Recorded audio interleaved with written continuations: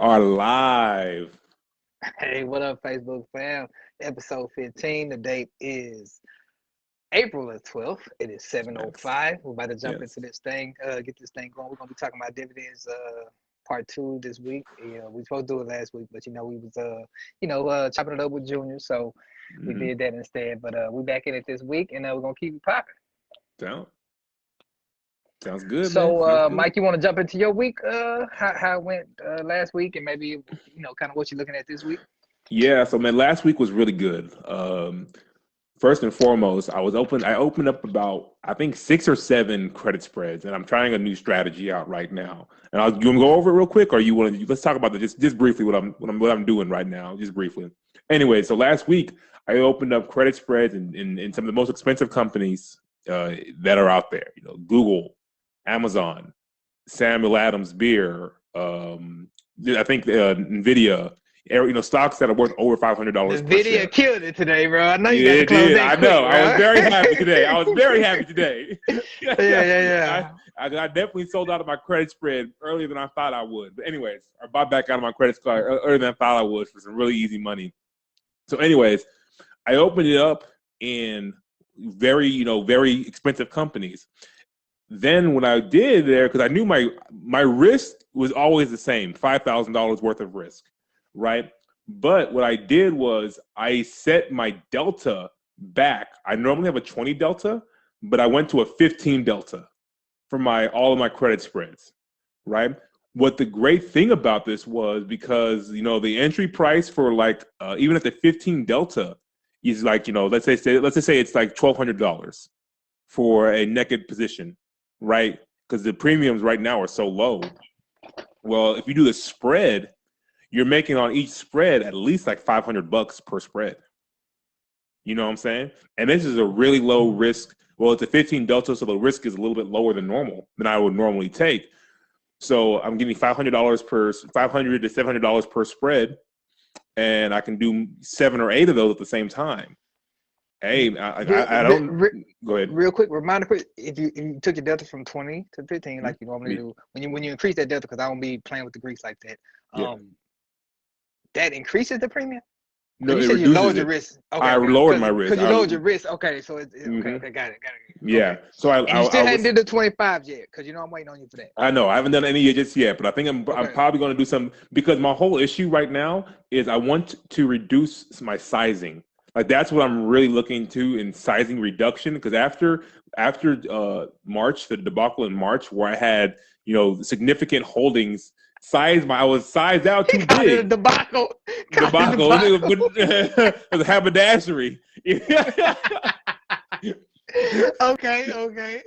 After the debacle of March, man, I had to reduce my sizing. I could do more positions, but reduce my sizing at least try and see how that's going to affect my account.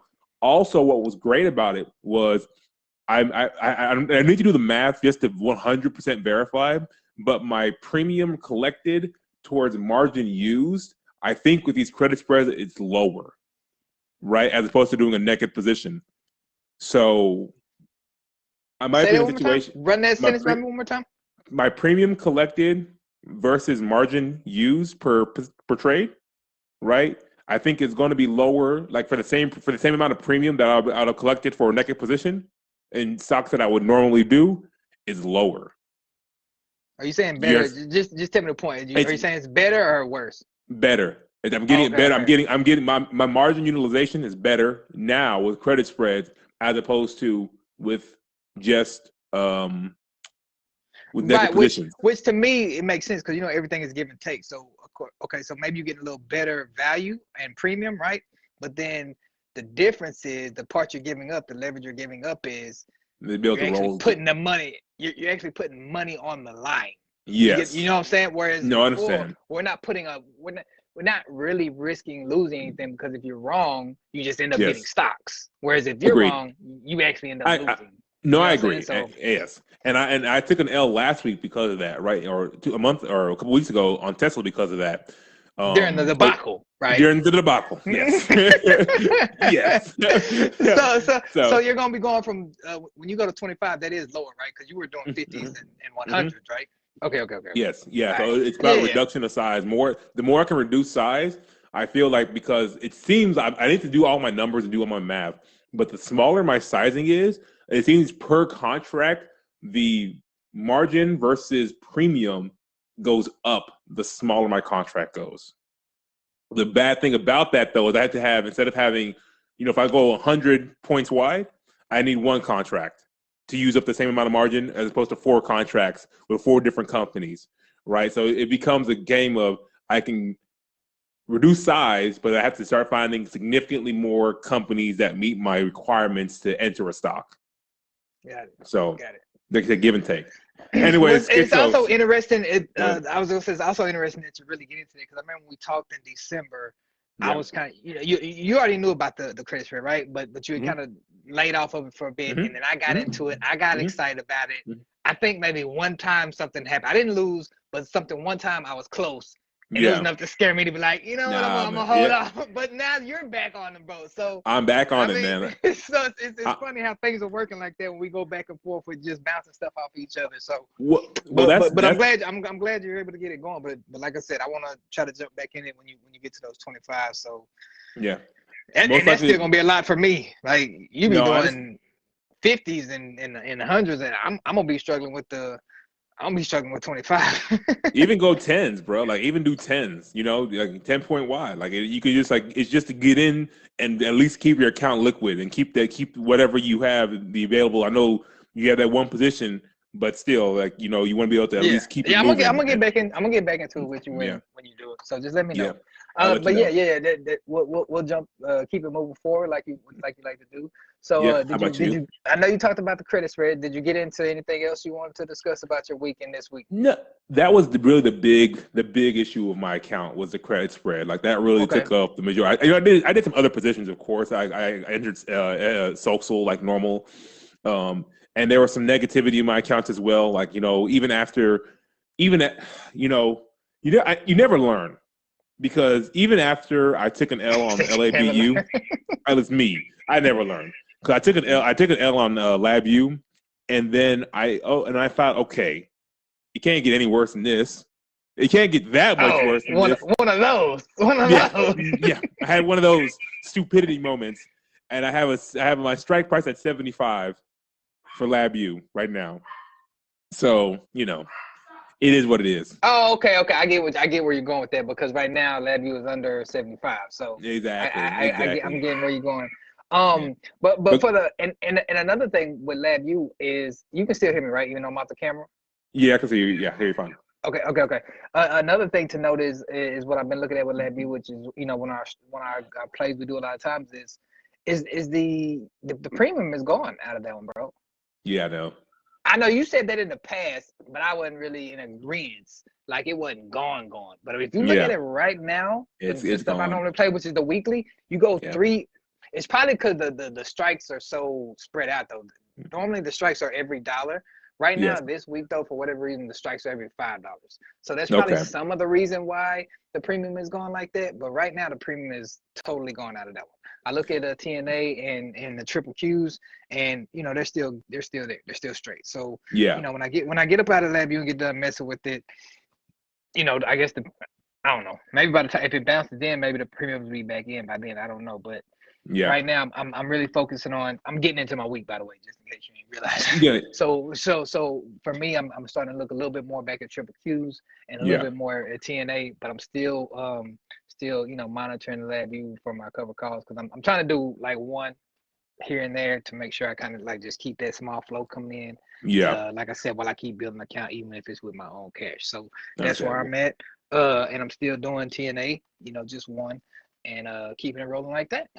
Sounds good. Man, listen, the market right now, like I said, it's rebounding. So hopefully we can see a rebound in LabU. Like, I mean, I know we're both kind of looking for that.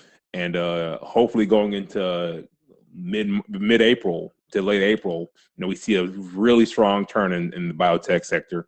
So agreed. For whatever reason, it might just be that negative pessimistic side of me, which is pretty strong. I feel like it's just one of those things it's where it's gonna be.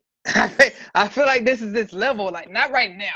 Yeah. When I say it's level, I'm talking more so when it's in that 90 to 110.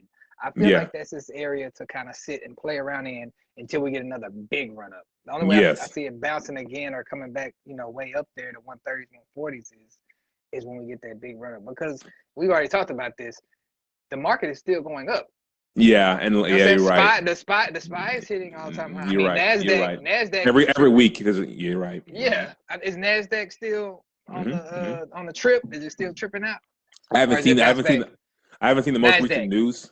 Yeah, I haven't seen the most recent news. Yeah, the NASDAQ. I haven't seen the most recent news of all-time highs for the NASDAQ. But your point in general is like, if it's not at all-time highs, we're like 5% off the all-time highs. With NASDAQ, with everything was bouncing, but NASDAQ was tech heavy. It was still going down a couple weeks ago. I'm just asking you about that because I haven't been looking at it. Because I know you can't keep up with it. I don't. No, hold up a second. Yeah, with the sorry, 1 second. Sorry. All right.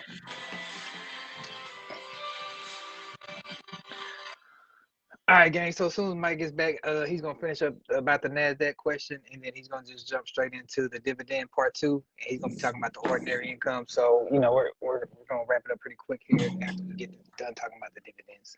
Yeah, like I said, but Mike, the last thing. Go ahead. No, I was just gonna ask you to finish the answer to that question about the NASDAQ. Yeah, I mean, I haven't really looked at the NASDAQ, like where it's at against its all-time highs recently. I haven't got like a notification on my cell phone. So, I mean, but that being said, we're probably not more than 5 to 10% away from the all-time highs on the NASDAQ. Oh, so it bounced back. So tech isn't doing as bad as it was a couple weeks ago. No, it wasn't. It's definitely bouncing back some, right? Yeah, we're seeing TQQQ and a lot of the stocks that are derivatives of the NASDAQ index. Or the triple Q in general, they're up, right? I need to look at their exact all-time highs because I'm like, I bought them triple Q, not triple Q, but just regular triple Q, really recently, just to get into the NASDAQ. Yes. For what? For what? Why not? It's time. When you say you bought it, you mean the stock? The stock.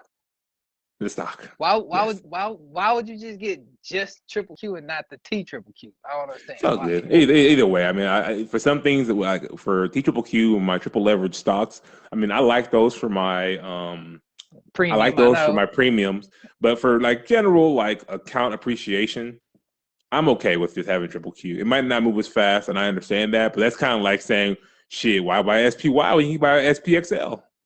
That's triple leverage on the SPY. On the SP 500, right? But I'd rather just go with my normal. Just go to the normal index fund and let it roll. It's kind of how I look at it, to be honest. I mean, I don't I don't see myself fooling with no triple Q or regular stuff. Now it's all 3 times for me now going forward. Even for your general like portfolio. Even if you want to buy shares, like if you want to buy because at the end of the day, when it moves up, it's gonna move up 3 times. So why not go triple? I mean, I guess in some cases you might do triple price, but I don't know. That's just the way for me. I get what you're saying though. Yeah, but I guess I understand what you're getting at. Like I fundamentally understand what you're getting at. I think that and they always say with triple leverage ETFs, they're not for a long-term strategy. Now for us, especially in this bull market, in our general bull market that we've been seeing, it definitely is great, right? Because we have our one member, if that's SOXL, which is a derivative of SOX, and he's done so well with that one, right? And that would be 3 times the rate as if you had SOX as opposed to SOXL. So I don't know, 6 in one hand, yeah. So, anyways, I got you. Yeah, we'll go ahead and jump into those dividends, and I'll let you take over as far as kind of what you want to discuss from there. Yeah. So, hello everybody. Like we wanted to at least have an opportunity to discuss dividends. So we only have a little bit left that we didn't get to last time, just due to the time. So just give me about 5 minutes per time. Anyways, what I wanted to talk, last week we were talking about dividends and some of the power of dividends, dividend reinvesting. What are our dividends in general, just to kind of give people an understanding of what's going on. One thing I want to talk about today was the tax status. And Schizzo, if you have any questions or any input, please, anytime, just get in this. But anyway, I want to talk about how dividends are taxed specifically, because I think with every trader, hey, making 100% or making 50% or whatever on a trade is fantastic, but you always have to remember that you will be taxed on what you trade. That's going to happen. So anyways, There are two ways that dividends are taxed. There's going to be a qualified dividend and a non-qualified dividend. Non-qualified dividends are dividends on stocks that you own for less than a year. The money on those non-qualified dividends will be taxed at your normal tax rate, right? Let's just say, just for easy numbers, let's say you made $100,000 in a year, right? And then you made an extra $5,000 in dividends, right? The dividends you're going to be taxed on is basically saying, hey, I made $105,000 of earned income. Basically, right? It's supposed to $100,000 of earned income, $105,000 of earned income, and then that $5,000 is going to be taxed at your top tax bracket. So that's just kind of a normal way that unqualified dividends work, or non-qualified dividends are taxed. Qualified dividends, on the other hand, are dividends on stock that you've owned for more than a year. I think on those, as long as your income is between $40,000 and $400,000, those are taxed at 15%. So I would say for the vast majority of us, we're talking about 15% on qualified dividends. Over $400,000 per year, it's going to be a 20% tax rate on your non-qualified your qualified dividends, excuse me. So those are the kind of things that you have to kind of keep in mind, and also say that, hey, why would you want to keep stock for a long term? It's another reason for the kind of the long-term buy and hold strategy. With the reduction of taxes that you have due to long-term buying and holding, not just through dividends and being qualified dividends, but also through capital gains. In a long-term buy and hold strategy, if you're using that, it's definitely advantageous to hold for longer than a year, because you're going to see a significant tax reduction. Really, that's all I wanted to at least mention that point from last week. We're kind of getting on a little long, so Schizzo, man, you have anything else you want to add on to this conversation, man? That's really all I want to talk about, to be honest. It's really all I want to talk about. No, I mean, we covered the basics of it. I don't, outside of the basics, I don't even get into it too much myself. I had never made $5,000 in dividends, so I'm not saying you make. I ain't never even really worried about the taxes from the dividend perspective like that. Well, hey, listen, man. I'm not. It's going to come into play $5,000 or $5. It's going to if it's not right. But when that's the thing. When it's $5 or $50 or even $500, it's like it ain't nothing. Yeah, I agree. But what's so amazing, like, the whole thing is, though, if you're doing a long-term buy and hold strategy, you're going to eventually get to the point. Because, like, when you have multiple accounts and things of that nature, that dividend dollars just start racking up, man. And as time progresses, man, hey, that's compounding. That's basically compound interest. It's compounding on itself, and it's up there, man. So I'm with it. That's really it, man. Like, I don't want to keep anybody else longer than we need to be. So. That sounds good to me. No, that's good to me. For next week, did you already have the topic to let them know, or did you want to wait till next week just in case somebody jumped on? We'll wait till next week. I have some ideas of what I want to talk about, but I'll kind of get to it when next week comes around. All right, and you guys don't forget, we got the Thursday series going, so y'all got to look out for that. Solutions Not Problems on Thursday for sure. Let me do my little quick intro. I'm gonna exit, and then we call it a day. Start your journey today. Take the future into your own hands. We are Maintain Your Gains. Follow us on Instagram and on YouTube at Maintain Your Gains. We have a link onto my Linktree. We'll have for Robinhood and Betterment referral links. Please like, follow, and subscribe. And always remember, life's good, and have a blessed day. Peace. Hey, small gangs, gang. Gang. Holla at me, baby.